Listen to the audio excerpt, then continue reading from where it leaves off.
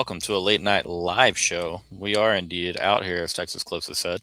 Um, Here to talk Texas hardest games of the years with my boy Nash and Evan. It's pretty simple, guys. Thanks for being here with us. If you're watching, throw a like on the video if you don't mind. And before we get to it, and check on my gentleman here with us on the show tonight, run on over to Inside Texas. Take advantage of that new member promo. Still just a buck. Get you a part of the IT community. So come hang out this off season with the IT guys. But all right, let's get to it. Nash, Evan, how are you tonight? Thanks for being here late with me. It's my fault we're having to go so late tonight. Yeah, you're champion. I'm 12-0, so I'm feeling great. Yeah, that basketball game was not 12-0 worthy at all. For Nash to just completely disassociate himself from the basketball program, that feels unfair, man. Because some of us have been out here in these streets for 30 years. Watching Texas not reach what I think, it's obviously the pinnacle, and getting even to a Final Four just at one time felt like Christmas. I would do a lot of things just for that again. But hey, we don't have to discuss a basketball game. It's not relevant at all, right? I mean, not to this conversation and the title that's what you see on your screen here with this show tonight. So we'll leave it alone, Chris Bennett. But I do appreciate you being here. It is only 6:30 on the West Coast, man. So you're watching all these Texas shows like mid-afternoon. Even more respect for you. I hope you're well up there, buddy. But yeah, let's talk about it, man, because there's several games that you could talk about. We're going to kind of get into each of those games and then maybe what they look like for Texas, how Texas wins those games, what they've looked like in years past, if there's things, Texas can learn and maybe change going forward from those. So obviously, the first really difficult game that everybody sees on the schedule and talks about, we know it's going to be a dogfight, nationally hyped. But yeah, Texas State comes to town. I'm kidding. Week 2, Ohio State. I was thinking about it earlier, man. You lose that game, and all of a sudden you've got Ohio State goes 3-0 against Texas in a 3-year span. I don't like that, Urban Meyer over here doing like the Mr. Burns, the Simpsons, a little excellent gift, because he should just come in and raid the state with big recruits and obviously turn that into a couple of national titles. So anyways, Ohio State has had our number. We scored a combined 21 points. It's not necessarily they haven't moved the football. We did that a little bit last year, but we've held Jeremiah Smith in check. We've held very talented Ohio State offenses. One that was good enough to obviously win a title, held those guys in check. So how does Texas get over the hump? What do they do to beat Ryan Day and these Ohio State Buckeyes? Well, I will say, shout out to Texas baseball for outscoring Texas football against Ohio State this year. That was a fun one. I knew that was coming from one of you two guys. I knew it. I knew I had to get. I was ready to say that once since first pitch on Sunday. I think you pointed it out that the biggest threat on Ohio State is Jeremiah Smith. Has been the last three years. He was as a freshman. It's going to be as a junior as well. I think what Pete Kwiatkowski, if you can give him a really big round of applause for, is he's always been able to limit Smith, and it's always been someone else if they were going to kill you in it. Against them in the Sugar Bowl, or excuse me, the Cotton Bowl, it was Travion Henderson on that screen pass. It was Carnell Tate for one throw, really, in Ohio. So that's maybe something that Will Muschamp's going to have to learn from PK is how can we nullify Smith. One thing that does excite me about this matchup compared to times past, and we'll probably expand on it a little more, is at wide receiver and kind of everywhere else on the team, the star power is lesser than what you're used to for these Ohio State teams. You don't lose 4 guys who may be going top 10 and not have to, or at least first round, and not have to deal with those kind of consequences. And I think, and they brought in a UTSA transfer at wide receiver. There's obviously Chris Henry, Brandon Inniss. But I think the idea of Brandon Inniss is much better than who he actually is. He's been a role player his whole career, has never been a 5-star level player. I'm not as familiar with McCain or McCown, however you say the UTSA wide receiver's name, but he's not been blowing it out of the water in the G5 level. No more Hartline. Arthur Smith is the coordinator there. I'm a little concerned with how much work Sain's going to have to do as the guy and make tight-fitting throws and have to rely on people that aren't Jeremiah Smith when they're losing their best pass catchers in Tate and Claire outside of him, and I'm not sure they did a whole lot to replace them. Yeah, that's pretty well said, man. I'm curious, like, how big of a step does Julian Sand take? Is he ready to be leaned upon to go win a football game for you, which he was not ready to do a year ago? You watched what Texas did or what Ohio State did against Texas. Man, when they got that lead, brother, they turtled up so hard on offense. They knew they could get away with it. Credit to them, it worked. but they were not about to let that cat throw the ball more than 5 yards down the field. And a lot of it was single read, and it was like, yo, literally, this is the only read. Throw the ball and throw it early, and throw it in this target, just away from the defense. They were not trying to push a football with him. And then I don't think that, even if they'd gotten into their full bag, he wasn't ready for that. There's a reason. Yeah, they maybe didn't respect Texas's offense, because you have a guy like freaking Caleb Downs and Sonny Styles, and you could go on forever with his defense. First round, top 10 guys, elite guys to have over there on the defense. Also, guys that have been around college football for a while. New system, yes, but have been around for a while. How about you, Nash? Is it as simple as just like scoring the damn ball inside the red zone? Because I feel like that against Ohio State, that got a long ways the last 2 years. Kicking field goals this year would have helped. I'm always going to die on that hill that we should have been kicking field goals instead of trying to go for it on fourth down so many damn times. I understand that we're inside the 10, but we've never really been one of these red zone pushing teams that's going to push the ball into the end zone. To me, I don't know how much of stopping Jeremiah Smith is going to. Maybe this year will be a lot more different because there's as Evan said, there's less pass catchers around him, but we've held him to 46 yards total in 2 games. I don't like that. Stopping him hasn't helped us once before. So Well, that's the thing, though. Like, could you say that if they told you, hey, Ohio State scores a combined 42 points in those 2 games, Jeremiah Smith has 46 yards, do you roll your dice? You say, yeah, we take that and expect our offense to have a bigger outcome than that? Because I'm taking that all day, because you're talking about Steve Sarkisian-led Texas team being able to go up and put up essentially 3 scores, and if you can do that twice, you go 2-0. I know scores can average out and stuff, but I'm just saying.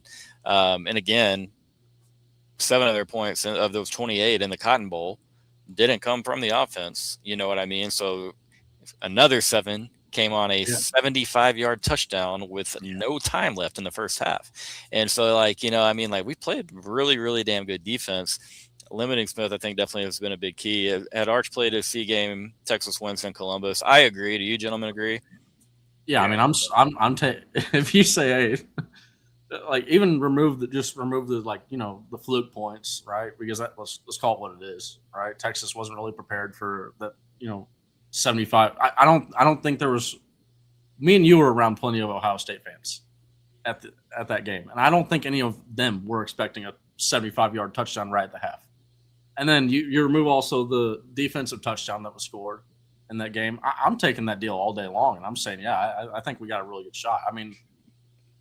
With how our defense played in both those games, you can't ask for much more, and we still lost the game. So at that point, give me scoring all day long on offense. I want to put some points up on these dudes. Nash, how many games have we been together? 4, 5? I don't know. I lose count. We've seen Oklahoma get just absolutely trounced a lot. So that's got to count for something. That's where I struggle, because the lack of Sooners touchdowns, it all starts to blur together with the corn dogs and the cold beer, to stay fair. I can't think of one of those experiences we've had where we went into that game and I'm the one that's kind of like, no, bro, like, it's going to be okay.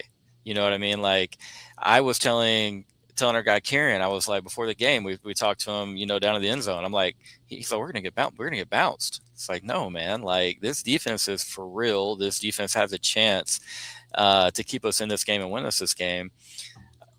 But at the end of the day, man, like, you just got to make the plays in the right time. That's what Texas hasn't done. They've lost, the last 4 minutes, the first 4 minutes of these halves. I know that when did the Carnell Tate touchdown come in this last game? Was it the end of the third quarter? Late third, I think. Was it late third? Kind of a dagger, not a dagger. Obviously, it's a late third, but it was like a gut well, punch. well covered. Just Gilbo played it well. He played it well. He was a half step late and recognizing. I think he kind of had his head turned. It was a little late getting his head turned around and identifying Tate and the route, and that was the difference. I think he did a pretty good job of recovering from there. But yeah, that's 44-yard touchdown, I think is what it was. And so they've really struggled to move the football. Texas has struggled to move the football at times, but we've had more opportunities. Well, that was their only time crossing the 50-yard line. Yep, that game. And it was they didn't cross the 50-yard line one other time outside of that. So it's just like, to me, that's also where I just point to, like, it's hard to say it's hard to ask for much more from our defense. Right. But at the same time, to what you were saying earlier, like how they turtled up, I think that they recognize, hey, we can just play this safe football game of we're just going to take yard after yard and let this bend but don't break Texas defense that Pete Kwiatkowski runs, and we're going to be able to win the game because we can run the clock out, right? And so much clock can go and get away from Texas. So I do kind of see a little bit of a benefit moving towards a Will Muschamp defense where they might give up more points here and there, but they're going to be a lot more aggressive and they're going to force the issue. And that's the thing is from that game also, like going back to Chris's comment about Arch playing that C game. I mean, I can think of 2 separate times where there were touchdowns on the board that Arch gave up, and it was on him. There was the first half when they get stuffed at the 1 yard line on second down. They have a quarterback keeper, and if he goes on the outside, it's Cole Hudson one-on-one versus a cornerback. And however you feel about Cole Hudson, that is a touchdown with the battering ram like Arch. Then on the Parker Livingston fade in the back of the end zone late in the game, Ryan Wynn goes wide open on a slant. And I argue with people online. Oh, I don't know. I'm not trusting a slant after all the slants. No, I mean, yeah, but like, week 2 or week 1, I guess it was, it's a touchdown, right? It looks like a touchdown. If Arch throws that ball, that's a touchdown. And you talk about we already talked about one of the scores Ohio State had. The other one came on penalties. I mean, the defense had a holding penalty, I believe, on the defensive end, and then Colin Simmons had one, I believe, a face mask or something, or hands in the face. And then they go down and score on the run game. So I think last year's game was all on Arch Manning. It's Ohio State saying, we're going to score not too much. Show me that this kid that you guys are hyping up is actually who he is against Caleb Downs, the best safety we've seen since Jamal Adams. Arvell Reese and Sonny Styles, the 2 most athletic linebackers in the league. We didn't know yet, but Caden Curry ended up being one of the best defensive ends in the Big Ten. Really good beef up front, which I think I personally underrated. Some good cornerbacks. Agreed. This year, I think it's a little more flipped to what kind of game is Julian Sayin going to play, because I think Texas's floor is a little higher. I think the ceiling of Ohio State's a little lower. You're losing Reese and Styles and Downs, and they had some breakout performances. I think like Peyton Pierce and Jalen McClain are going to surprise people next year, but they didn't add these like elite players in the transfer portal on the defensive side where I'm like, geez, I'm so scared of them. Sanchez is going to get better. I know they like Zion Grady at defensive end, but he's pretty inexperienced. And it's like if Texas threw out Lance Jackson week 2 last year, which it probably would have been fine, but not some difference maker. So I think Texas runs the ball better and scores points. It's going to be a lot on Julian Sayin to create on his own and make plays in the scramble. And I think Brock Purdy is the easy comp for Sayin to the sides. Like, can he do what Purdy does where he maneuvers in the pocket and finds people that separate downfield? And can this Arthur Smith offense actually win in 12 personnel and run the ball? I think, Kyle Massey said, like, can we hold them under 100 rushing yards? Thing is, Bo Jackson's different, and he's more dynamic than the guys they were throwing out in week one last year. It was Donaldson and Peoples. Both those guys I don't believe are on the team anymore. And Bo Jackson's a better runner. They're going to have pass or run blocking tight ends. They're going to run in 12 personnel. They're going to try to take it to Texas. We'll see if that works, but eventually Sayin's going to have to make some throws, and we'll see if he can do that. Well, to your point about Arch Manning, too, here's the crazy thing about, like, Arch Manning versus Ohio State. You saw, like, Chase Daniels show it in the breakdown. I mean, Arch Manning was manipulating defenders against a really tough defensive scheme, and he was actually doing really well in all the hard things that you have to do. Yep. But he was missing every single layup he could have. If there was an open wide receiver down the middle, even if he threw a somewhat catchable football, it was bouncing off Ryan Wingo's hands, or he was making Parker Livingstone work too much to get the football. I mean, it's just the DeAndre Moore throw to open up the game. I mean, he's skipping that thing into an open DeAndre Moore. I mean, that had to have been one of the games with Steve Sarkisian just sitting there pulling his hair out while he's watching the game afterwards.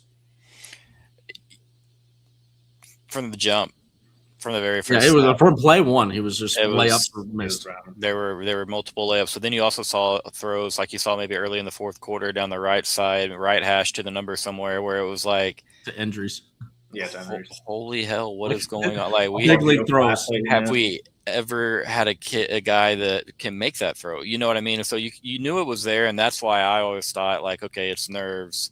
It's just over processing. It's speeding up everything you're doing because he just what it was. Everything he's doing was so sped up. He was flying through progressions, just didn't look comfortable. And so with repetition, that would come. But then again, like on the flip side of that coin, we saw it, maybe in the first half against like an A&M, late in the season where had a little bit of happy feet, there in the pocket and stuff. And so you really want to see that, especially early in the season because you really don't have time to sit and wait. You have Ohio State week 2, you have at Tennessee in week 4. Kyle Nasty, if Texas holds them, as Evan was just saying, this is an Arthur Smith offense now, and he wants to lean on you in the run game. He wants to see what you're made of. He wants to see if you want to tackle for 4 quarters, if you're physical and tough. And so if we were able to do that against, obviously they did it against last year's team. This will be a much more difficult challenge in my opinion, because they still have a lot of talent at wide receiver that you have to respect. Texas has a little bit of a different look at linebacker as far as, hey, who's going to step up early in the season and who's going to end up being the true Mike.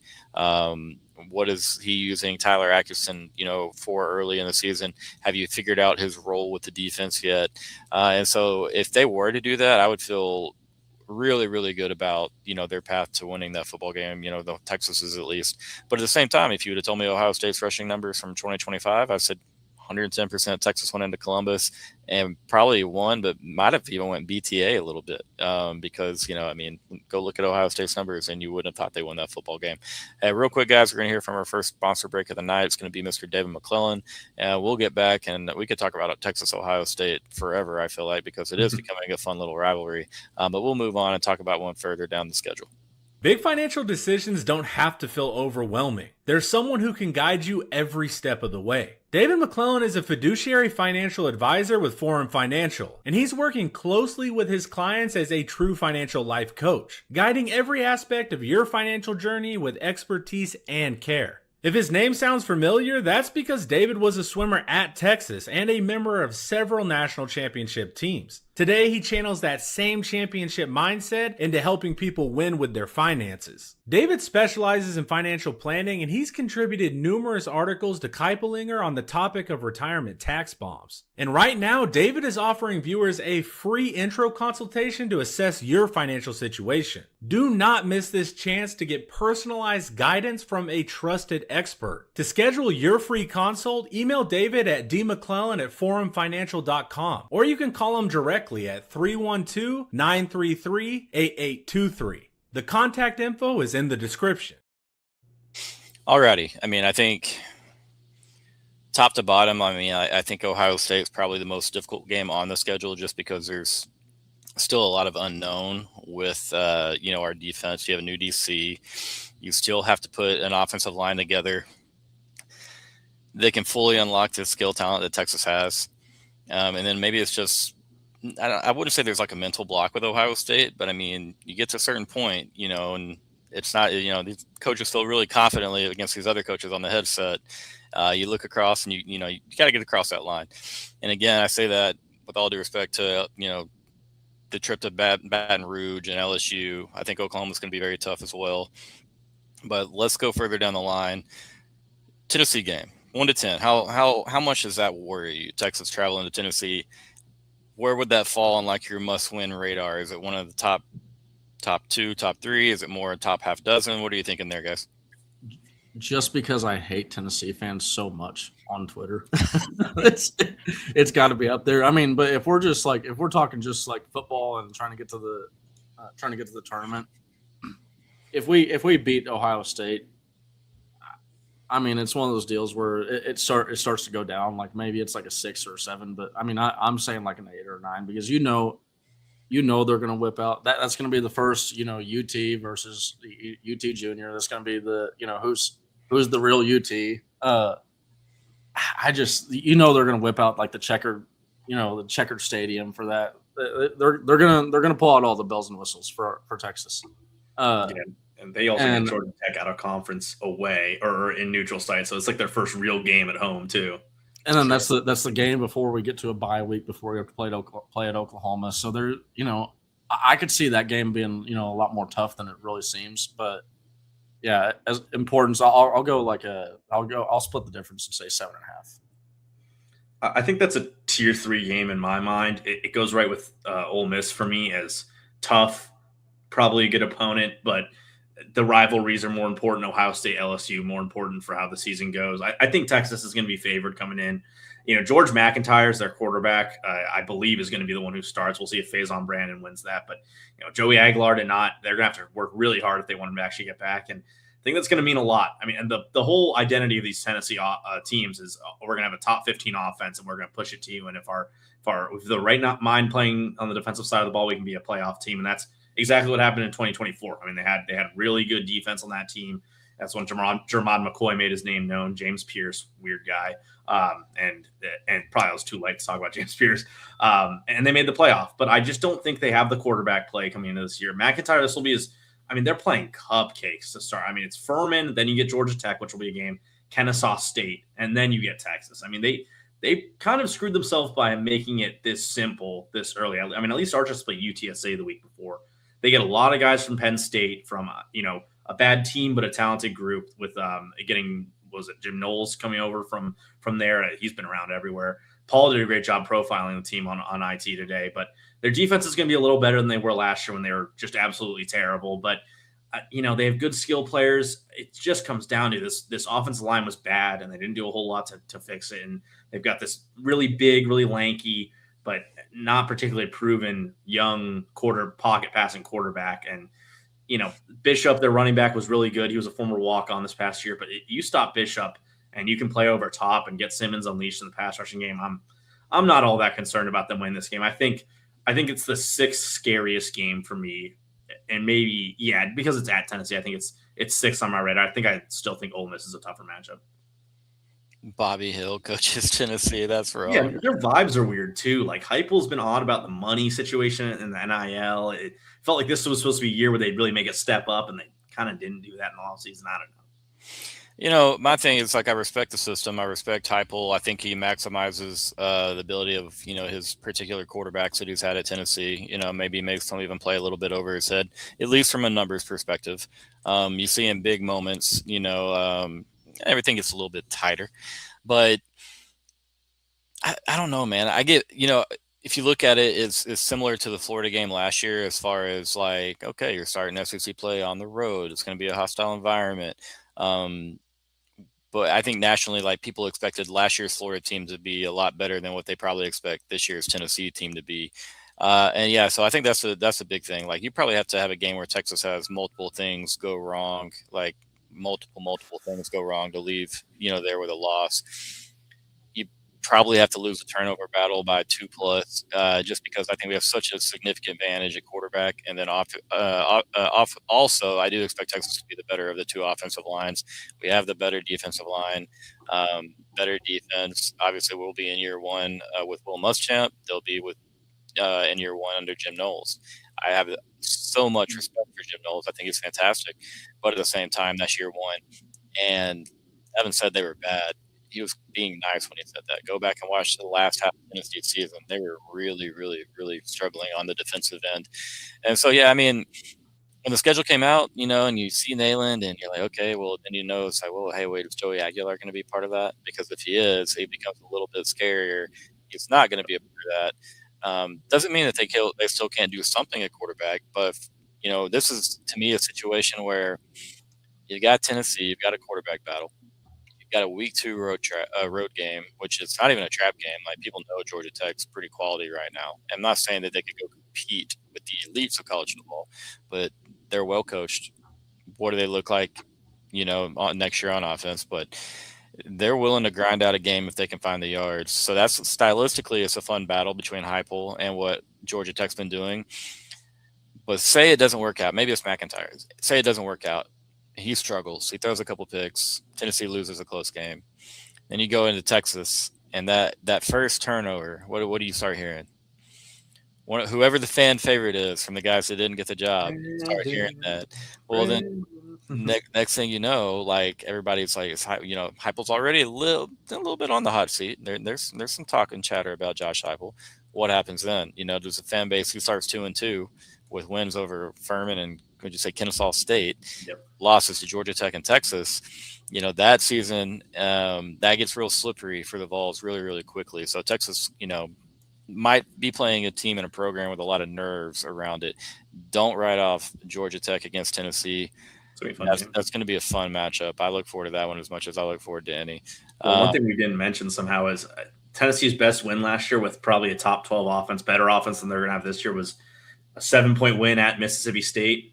Now they scored 41, but they also gave up 34. So, like, if the offense is worse but the defense is better, is that just the same team? They're an 8-5 program in Texas. If Texas is the national championship contender, we think they are. Do they not just kind of come in and win comfortably? I think that might be what happens, even if they lose at Ohio State. Like this is a game that really kind of propels the season one way or another for Texas. You have to have it if you drop that game to Ohio State. It becomes like a absolute 110% must win. With the difficulty of the schedule, I think it's borderline must win, even with if you were to beat Ohio State. You can't fool around. But man, who would go into Starkville, Mississippi, and give up 40+ points or like 30? I don't know who would do that. No. Crazy to think about. But all right, let's move away from Tennessee. Bye week, Oklahoma. I think Oklahoma, they'll be better on offense. I don't know how much better. How much does John Mateer take a step in the passing department? The O-line returns a lot of experience. Not that it was necessarily quality, but again, they won't be worse. Improve the wide receiver group for sure. But again, it doesn't just jump out as one of the maybe the best 3 or 4 or 5 in the SEC. What do you think? As far as is that game, is Sark and Brent Venables head a little bit? Do we need to change anything up? Do we run outside zone and outside zone the Sooners to death the way that we have the past couple of years? Or is it maybe, hey, if Texas finally gets the fireworks going through the air, like, I don't know, man. Like I'm not as worried about that game as I feel a lot of other Longhorns fans are. I think that, they'll be good, but I think that, Texas might own a little bit of headspace up there in old Sooner land. I want to hear what Nash has to say first. Oh, I was here. Go on, because I got to grab something off the side. Yeah, you're good. There we go. Yeah, I mean, I think A&M scares me more just because of the home field advantage part of it. I think it feels like every year we're going to be flip-flopping that. Where I'm more concerned if you're at A&M, but if you're at home against them, then I'm more concerned about Oklahoma. But yeah, I mean, the defense I do think will be quite good, and maybe even better than last year's, which was one that got them to the playoff, and that's what the team was built off of. But it's hard for me to buy into running it back with the same quarterback and running back room. It really is. And I think we've talked about it on IT. One of the hardest things to do or one of the toughest spots to be in a program is you may have peaked the year before and you can't give up on your quarterback and the system. But do you feel confident in Marcel Reed and John Mateer next year? I mean, I think that they'll be on Twitter saying they're confident, but deep down, like, are you happy that Mateer's the one going into Dallas for that game? Probably not. I think this is one where Texas needs to ball control again. It's really worked when they've just not given Oklahoma a lot of opportunities to play ball, like that second half last year. I mean, Oklahoma had 1 3 and out, and the game was over pretty much. So Simmons was a big problem last year. Lance Jackson was a big problem. Their O-line will be better. It's a lot of the same guys, just a year advance, and a lot of blue chip dudes. But yeah, it's Blaylock Robinson again. It's Mateer. Satenya now instead of Deion Burks, who might be a 3rd-round pick. It's Parker Livingston. I don't think Livingston's a bad player, but I don't think it's significantly better. Now, I believe Burks didn't play a lot or didn't even play against Texas, but like that's still, there's just not an offense to be excited about. I do think they have some all-SEC guys on defense. I wonder if this is a game where, for the very first time all year, Texas's O-line goes, oh, crap, like, we're kind of getting bullied a little bit, and that becomes a problem. But Texas will be favored. In theory, I think Manning's a better quarterback. I think Texas has a better run game. Even if defenses are slightly in favor of Oklahoma, that probably leads to Texas. I mean, even if Oklahoma scores 14, that's still not beating what Texas has done in the past few years. So, still got faith in the Longhorns on that one. Look, I'm not just a little stitious. I'm superstitious, right? Okay. And last time checked, that this little piece of vehicle has seen Oklahoma outscored 106-9. Okay, so and me and Cord, we've gone up to a few of these games together, and I mean, every single time that we've gone up there, we've seen Oklahoma get there, absolutely just get trounced, just get bullied. Right? I remember sitting there. I'm texting Cord because we're sitting on separate sides of the stadium. I'm texting Cord. It's like, what was it? Was it 6-6 game or something like that at halftime? And I'm just like, I had so much confidence that they just didn't, because they didn't put up a lot of points. I was like, oh, yeah, we're going to win this game. Cord, same thing. we may or may not have snuck in a couple of these beers and drank them in the stadium. Plan to do the same thing, celebrating the Texas Longhorn win. I just look, when it comes to Oklahoma, they're like Texas is like Ohio State for Oklahoma, to looking at like Texas and Ohio State. It's the monkey on their back, and they're just gonna have to get us off it. The one time that they did beat us, they might have chucked their offensive coordinator and quarterback underneath the bus to say that that's why they were losing games, when really their defense was giving up a lot of points. I just look, Oklahoma's gonna have to show me. They're gonna have to show me something before I start having any sort of like worry heading into that game. But I'm looking to head up to Dallas with full confidence that Texas is just gonna go BTA. Hey, I'll take a 7-6 win. I'll take BTA. I'll take whatever. I'll take any win, but they're gonna show me something first. Like Chris just said, 97, 98, 90 times. That's a long time ago. And what happened the next 5 years after that, Chris? OU won 5 straight. I was a teenager. Nash, you guys were little. Lucky y'all didn't have to be, I'm sure y'all were part of that and probably saw some of it. I was playing baseball. My dad didn't subject me to that. I was miserable, and we owe them a streak like that. Like let's extend it all the way to a 6-pack. Like I don't want just 5 straight. Let's go for 6. You mentioned the game that OU won. They won 34-30. Dylan Gabriel was awesome. Throwing to his left only, but like he was awesome. He did enough with his legs. Then tempo was a big part of it with the Jeff Lebby offense. So that was a big part of it. Oklahoma's offense without Jeff Lebby against Texas, has been just mid at best. But at the same time, they didn't play with a quarterback in 2022. I mean, they had run a wildcat with their tight end in the first quarter of that Red River, and not because they wanted to. Okay.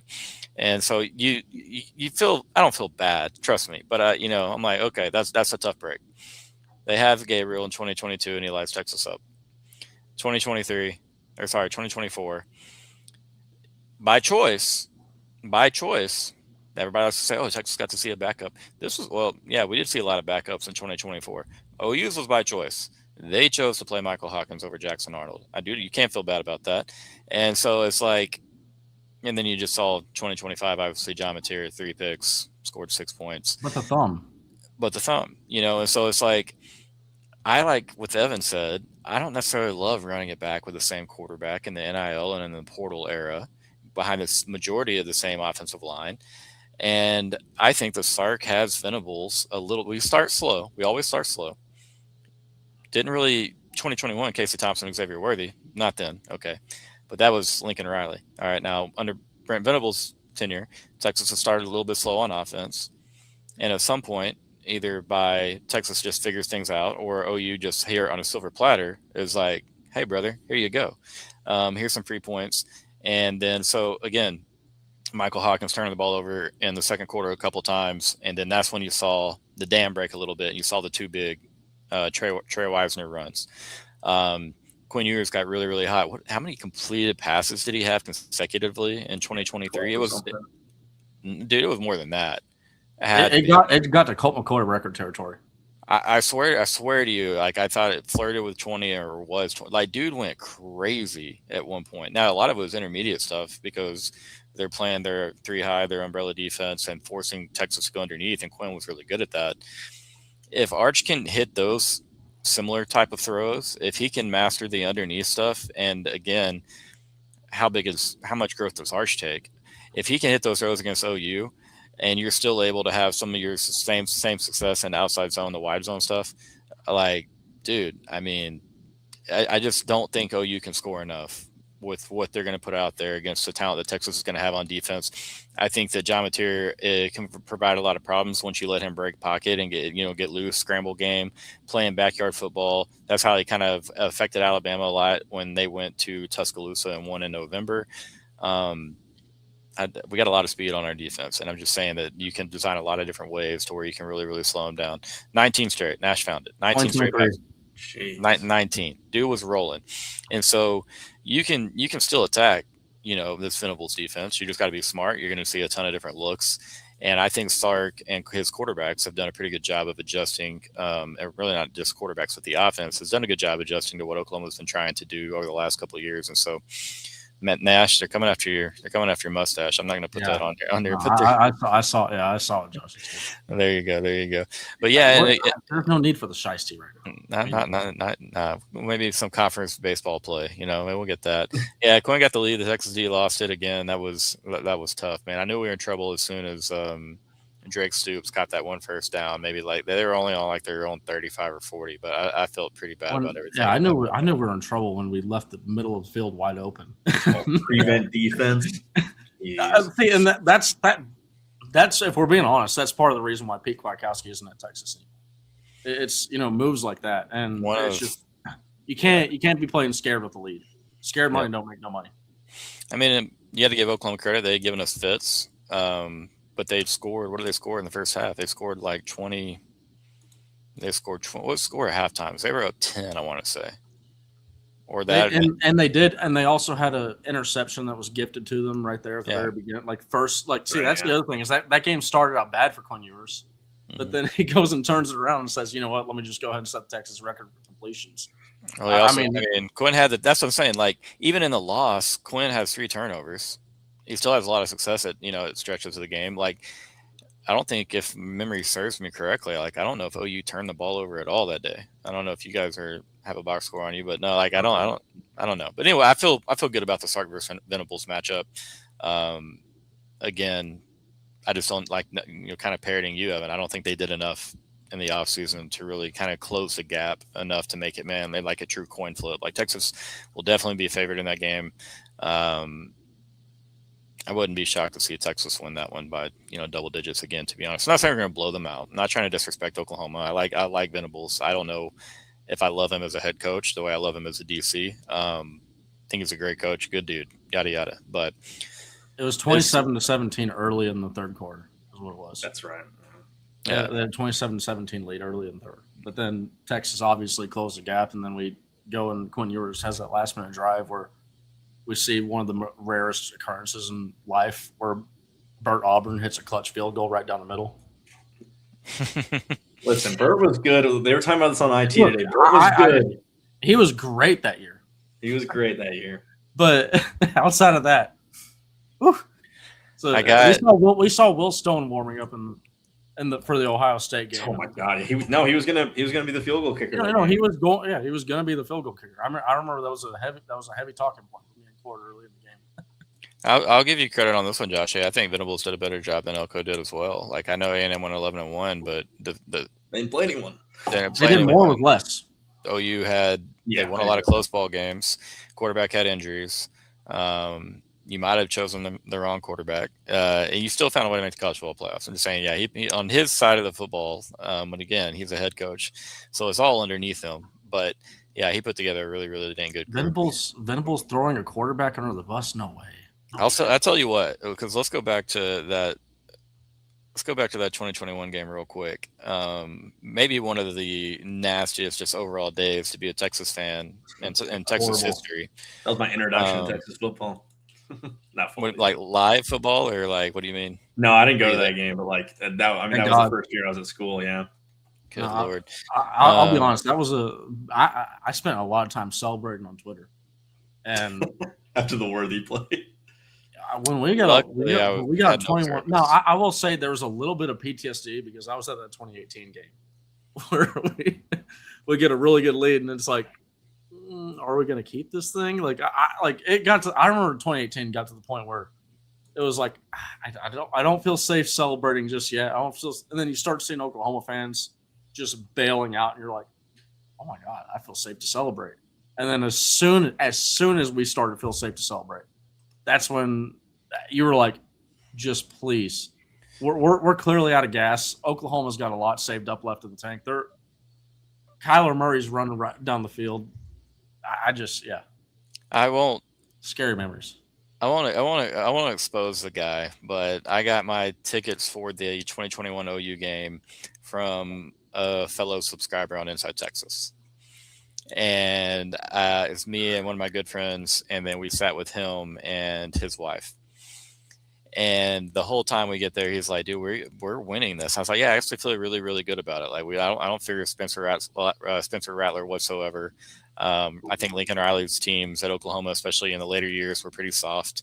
I was like, I feel good about this. And plus, I think Sark in his first rivalry game, like he's at Texas at least, he's going to let it all fly, baby. Like he got embarrassed by Arkansas. Like this is a big time chance to get us on the right track.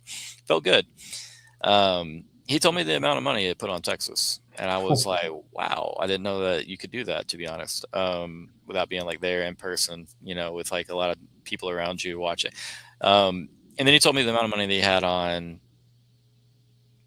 Alabama minus 18.5 as they went to Kyle Field that night. So anyways, yes, Texas built a 28-7 lead. And my entire section was, I'll never forget, where I believe, what is it, 31-21? Anyways, kind of right on the 10-yard line. They're celebrating, and I don't fear Spencer Rattler at all whatsoever. But the second that they put in Caleb Williams, I was like, hush, it's a game. But then the very second that the 4th and 1 happened, where not only did they pick up the first down, but he housed it. I was like, you know what? We might be in for one of the craziest days of Red River. I mean, screw it. We're already here. Watching him go, just like he's about to get sacked by like, what, it was like 20, 30 yards. Yeah, and he just like has this. I've never seen. I know that Seth on Twitter likes to talk about OU magic. Like there was legit OU magic going on that game, and I just the moment that my soul has probably been broken the most as a Texas Longhorn fan was watching Kennedy Brooks run right through the teeth of our defense for 50 yards. Like that, like it was just like, at least hold it to a field goal. Give us a chance. Well, I hate to say like how pathetic I am, but like, yeah, kind of like same as you, Joshie, you had to watch the Bama game in person. That is really, really tough. Wow.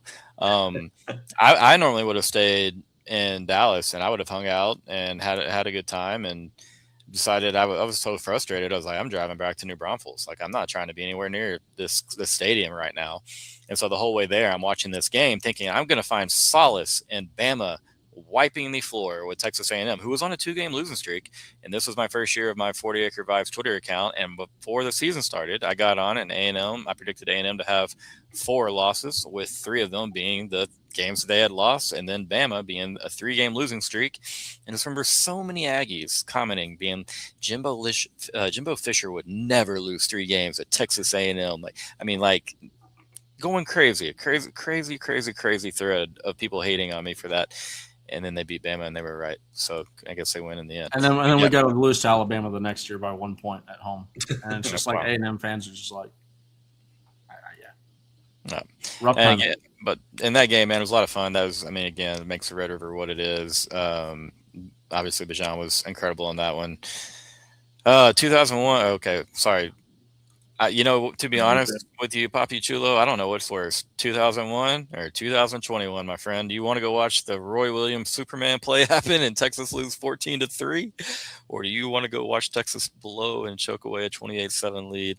Again, watching that first half, even with the game finishing the way it did, and then knowing that Casey Thompson had broken his thumb and seeing pictures of it and it looking like a balloon was attached to his hand, I felt really good about Steve Sarkisian at Texas because he was able to go in that environment. And it wasn't like he was just like, okay, run the ball left and right with Bijan. He got a little fancy in the passing game. He had some fun little concepts there and busted the Sooners up a little bit. And then even in the second half, you know what I mean? Casey wasn't the same again, broke his hand. I believe it came down on either somebody's helmet there late in the first half. But we got introduced to, which again, he had 3 touchdowns in the first conference game against OU, which you get really introduced to Xavier Worthy on the big time stage. Maybe nationally, people were like, wow, look at this guy. One of the more fun games. But anyways, feel really, really good about Texas and Oklahoma. Let's skip all the way ahead. Let's do LSU.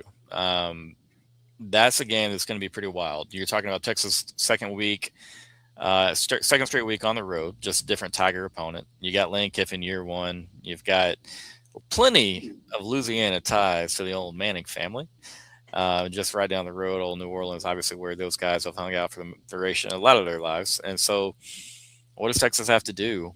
to go into Baton Rouge, how scared of you are, or how scared are you of LSU and Lane Kiffin in year one? I mean, they're going to be good, but I definitely think that's a game that Texas can go in and win. It's not a game, where LSU is going to be like a touchdown favorite or anything crazy like that. I don't know how scared I am. The one thing that I'm for certain of is that is probably going to be the funniest week leading up to a game. I mean, watching Lane Kiffin on Twitter with all, because like if there's a guy that Lane Kiffin knows how to go after, it's Steve Sarkisian. Like these dudes have slept on couches together, going on recruiting trips. Like they have a lot of history together, dating back to the USC days. And like and even like with the whole Las Vegas Raiders, them going over it's just there's a lot of history with Lane Kiffin, and I'm looking forward to that week the buildup of that week so much. That they're ESPN's gonna sit them down for an interview where they're both sitting there talking with each other. Like I mean, there's gonna be a lot of mutual respect, but there's also gonna be a lot of it's not gonna be disrespect, but there's gonna be a lot of crap, shit talking between the two. I just like I'm a little. It's going to be a night game at Baton Rouge and Death Valley. Like, I mean, you're gonna hear that the famous Tiger song that they like to sing, "Suck That Tiger" something. But I mean, it's going to be a rowdy environment. But I'm looking forward to that game so much. Like that is going to be probably the funniest game that I've ever. The air conditioning, yeah, that'd be funny if they turn off the air conditioning. But yeah, it's. To me, it's just going to be hands down the funniest game of the season. I get that, man. Like from that perspective, there's probably going to be some smiles on Lane Kiffin's part and some smirks like towards Texas, and then I think you'll see Sark trying to be like memes serious. will be made. Memes will be made. It's probably funny. How about you, Evan? Do you see Lane Kiffin in Tiger Stadium under your bed when you're going to bed or when you're checking at night? I Listen, so hard. You're good.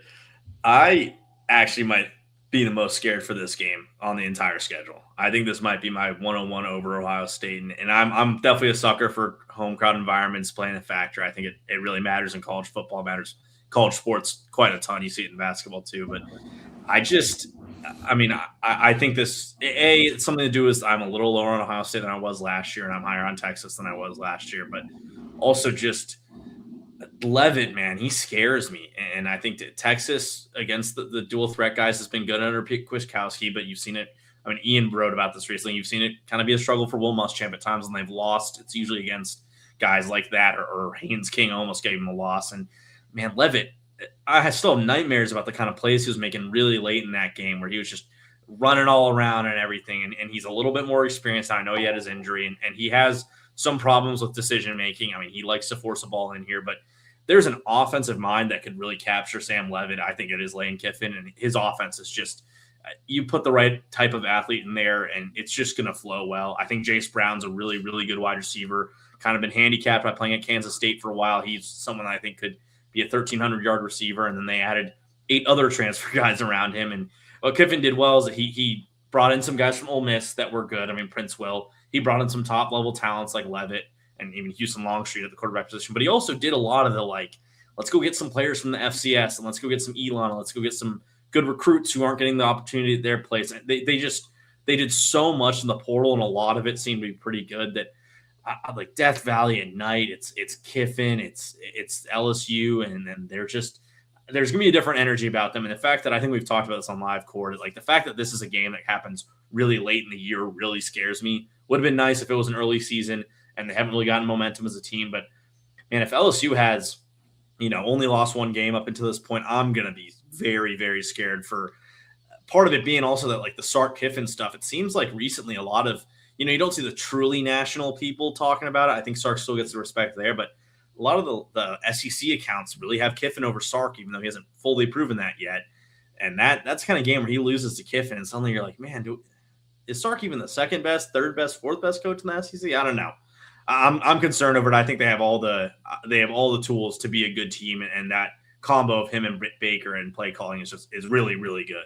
See, I'm kind of the opposite on it being late game in the season, because to me, I mean, the book's going to be up on both teams, right? You're gonna at that point, what Muschamp is bringing on the defense. You know what Lane Kiffin's doing with the offense in year one. I mean, it's maybe that there's a player or two that's saved up, but I'm just excited to see it because that's going to be a fun game to watch. Yeah. No, man, I agree. It's going to be tough. It won't be easy. Again, a lot of turnover, just like everybody else in college football. That's where we're at. Real quick, guys, let's get to the second ad break of the night. It's going to be from Luxe Kitchen and Bath, and then we'll have the last few minutes of the show. Are you ready to love your kitchen and bathroom again? Luxe Kitchen and Bath will bring that to life. Luxe has been offering high-end kitchen and bathroom remodels for 3 generations throughout the greater Austin area. With 5-star review after 5-star review on Google and Facebook and an A+ rating from the Better Business Bureau, you can put your faith in Luxe Kitchen and Bath's award-winning designers and skilled craftspeople to bring your dream vision to life. But that's not all. Luxe's all-star team also provides full home remodels, large additions, and even commercial build-outs as well. So call Luxe Kitchen and Bath at 833-358-LUXE today, or visit luxekitchenbath.com to discover where quality meets luxury and begin the process of transforming your home. Get your free quote today by calling 833-358-LUXE. That's LUXE, or by visiting luxekitchenbath.com. Contact info is in the description. All right, guys, let's get to, with all due respect to Arkansas, Mizzou, I know we skipped over Florida and Ole Miss. Those games are going to be tough, but like those are all back half games. Arkansas's at home too. Yeah, again. That's like the only freebie in SEC play. Yeah. And again, I know we covered Tennessee, and Evan, you kind of had that further down, but it being at Neyland Stadium, you can't ignore that. You have to bring that one up. Well, let's go ahead and talk about A&M. Texas goes back to Kyle Field for the second time since joining SEC play, a place that they have not lost since 2007, which is always just fun to say out loud. But anyways, A&M lost a ton on the offensive line. Replaced it with a lot of experience. A lot of guys are pretty decent at pass protection. Not really sure how they're going to look in the run game. Then you have Marcel Reed, obviously, who is a guy that struggled late in the year against Texas, struggled against Miami pretty mightily. Didn't have a great first half against South Carolina. Was a big reason that South Carolina built up the 30-3 lead that they did. So you saw Marcel play some of his worst football of the season in that second half, maybe in the last quarter of the season. So I don't know how much Aggie fans really trust that guy. Me as a Longhorn personally, I'm ecstatic that A&M did not add really anything in the portal to maybe push Marcel or be a backup option if Marcel does struggle again. But at the end of the day, A&M had a pretty good defense that they could lean on. They also, going back to the other side of the ball, they lost Casey Concepcion, but they do return Mario Craver, added Isaiah Horton, Bethel Roman, I believe, is back as well.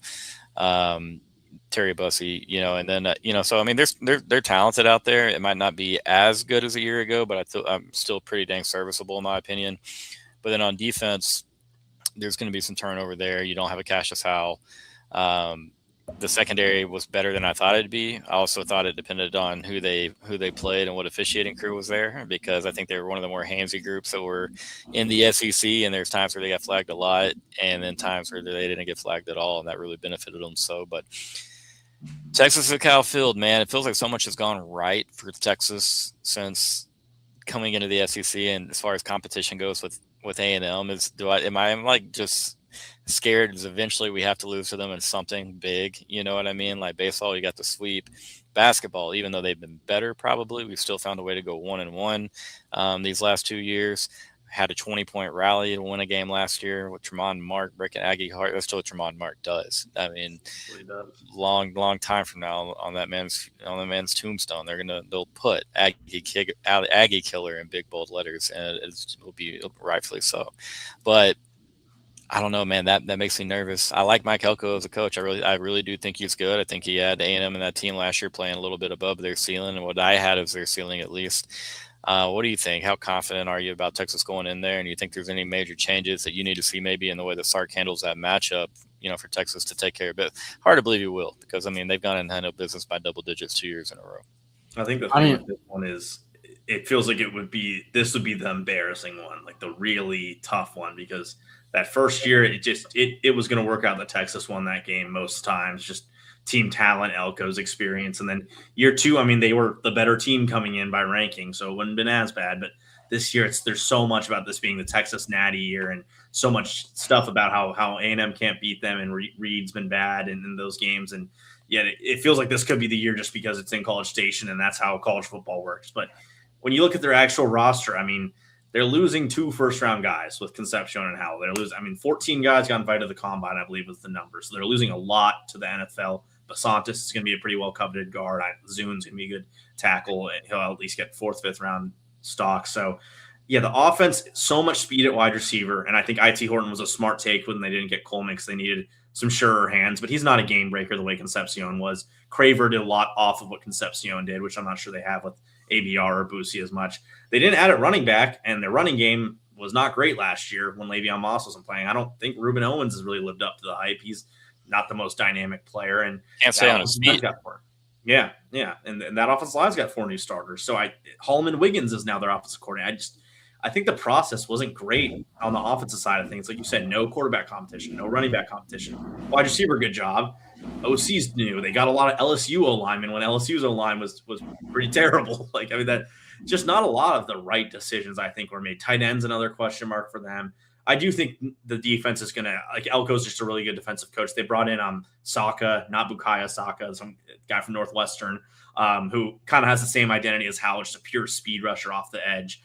He and Hayes are going to be a decent pass rush combo, and they're going to have the talent in the back end. They added that in the portal, and they already had it. But I think it's a game where Texas can go pretty heavy on them and say, Masunas Townsend, you're way overmatched on these edge rushers they have if we have you one-on-one. And that lets the rest of our O-line kind of get to the second level and go after their linebackers. I think Texas can run the ball on this team, avoid those 3rd and longs, which as much as we credited Howell to a lot of 3rd and long production, he would get those sacks in the early downs, and he would get those pressures. I think he had 50 pressures on the season. So I don't think they have that kind of talent in Howell and Concepcion on this team. The O-line scares me. I don't think they did the right moves on the offense.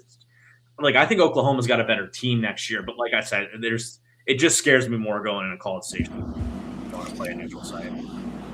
I mean, I get the perspective of being scared of Kyle Field a little bit just because it is rowdy, it is loud, you're going to get a lot of noise. A&M does on occasion win a big game there. And I didn't mean that in a disrespectful way. I swear I didn't. They have it just comes off as disrespectful because of I mean, it's man, they don't think they beat just win one there. They took care of Alabama. There's UCLA back in 2016. Tennessee was at one. It's like the bear. It's like that Bear and Kirk Herbstreit in the car quote going. Do they win anything there? Why do we keep hyping this thing up? Notre Dame, they couldn't pull that one out. And again, anyways. So I respect the venue, but at the same time, Texas had a lot of success there.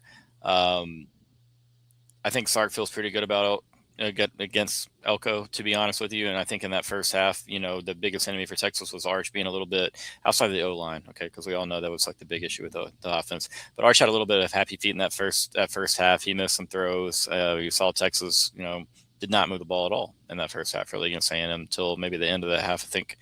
But, so, I feel good about the matchup. I feel better about the matchup on the other side of the ball with our defense and against Marcel Reed. And then you mentioned it, Evan, Holman Wiggins. How does that look? I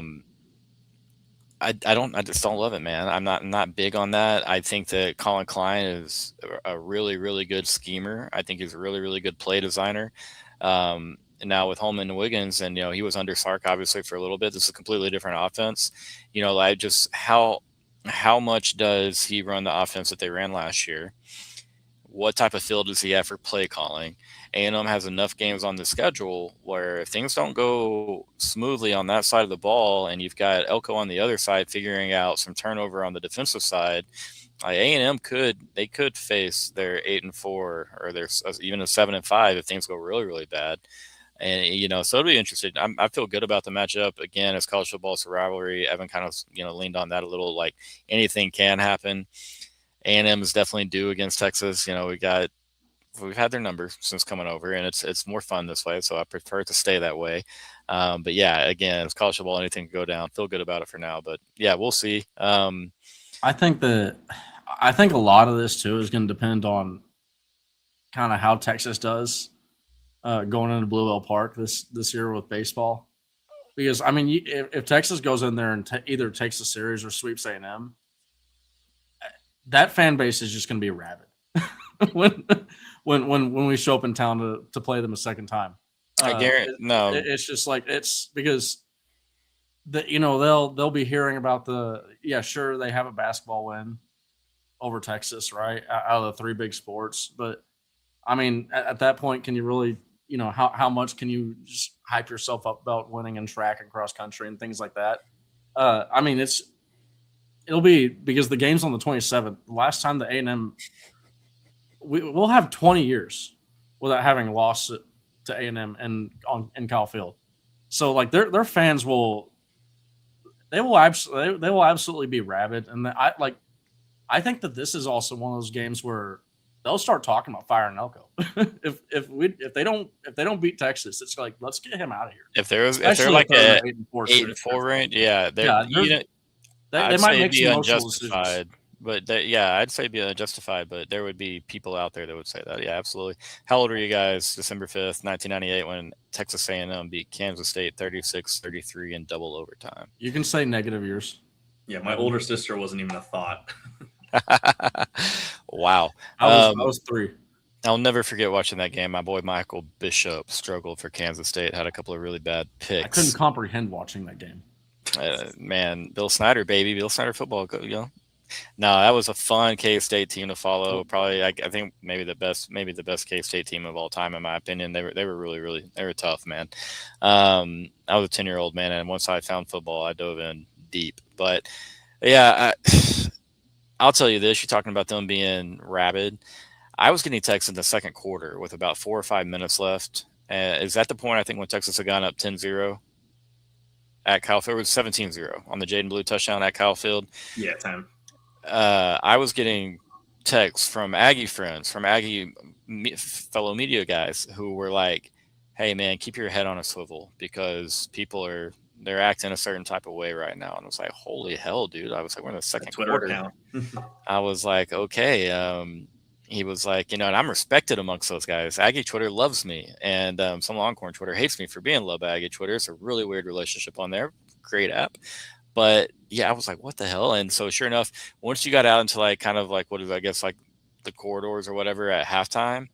Yeah, man. I was like, I'm gonna go to the bathroom, and I was like, I'm gonna wait till maybe like the end of the game and then go to the bathroom, just because the things I was hearing out of the bathroom. I was like, rarely am I gonna bark first, but like I'm not gonna sit there and just like some guys yell a bunch of dumb stuff at me without saying something back. Like I just, your manhood at some point, I just not gonna stand there and stare at the wall for too long, and so I just stayed away. But yeah, I guarantee you, depending on like what you just said, either way though, you're gonna have a lot of guys that are just football minded only who are gonna want to beat the ever living crap out of Texas because they haven't done it, they haven't seen it. There are people like you guys who how many times have you seen A&M beat Texas in football in your lifetime? Even when you're in diapers, not very many, just a couple.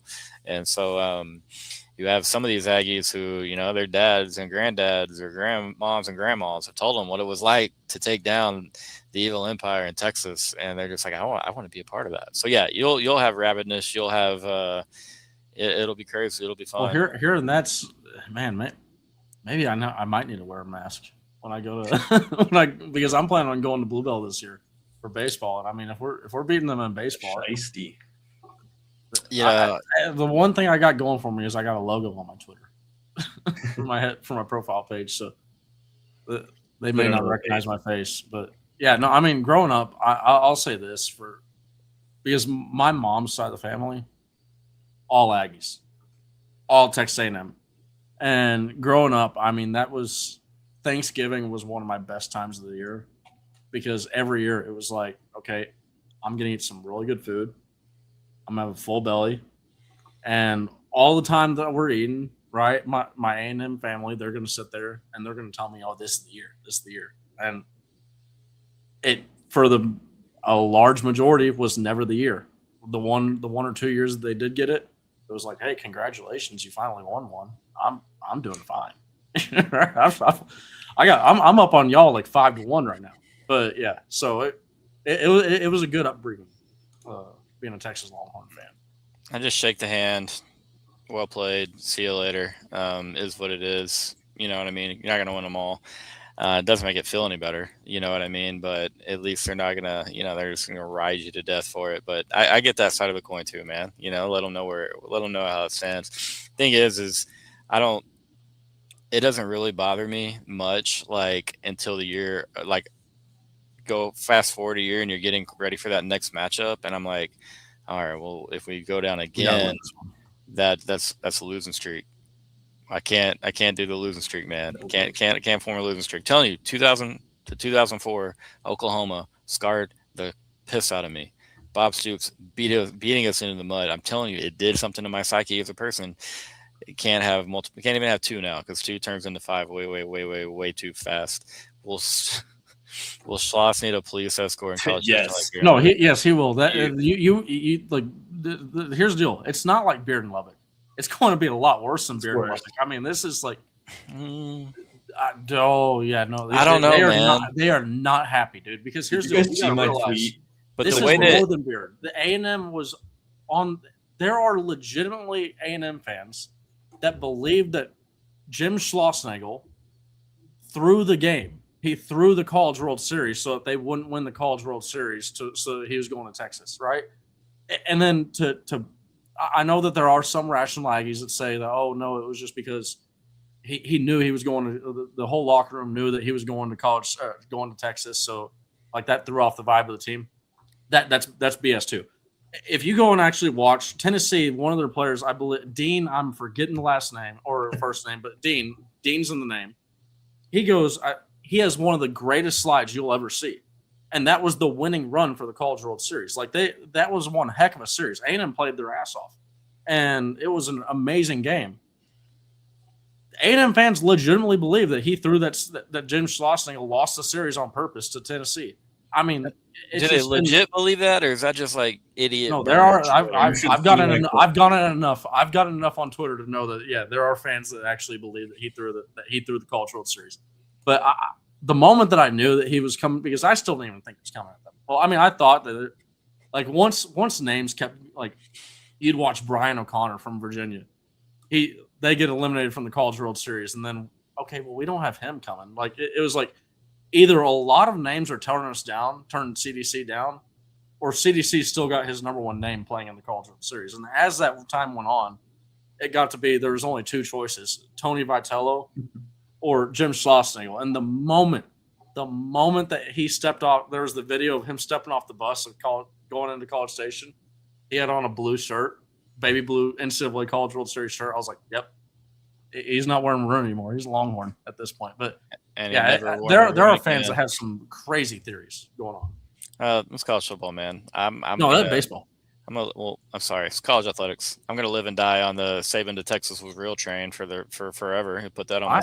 I believe that. Yeah, I believe it. Put that on my tombstone, baby.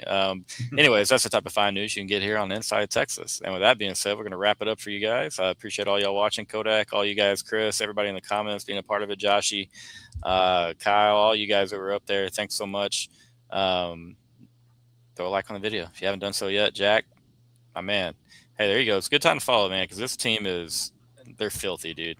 Like they're damn filthy, and maybe not even played their best baseball yet. You'll see when they get to real competition and FCC play exactly what this group are made of.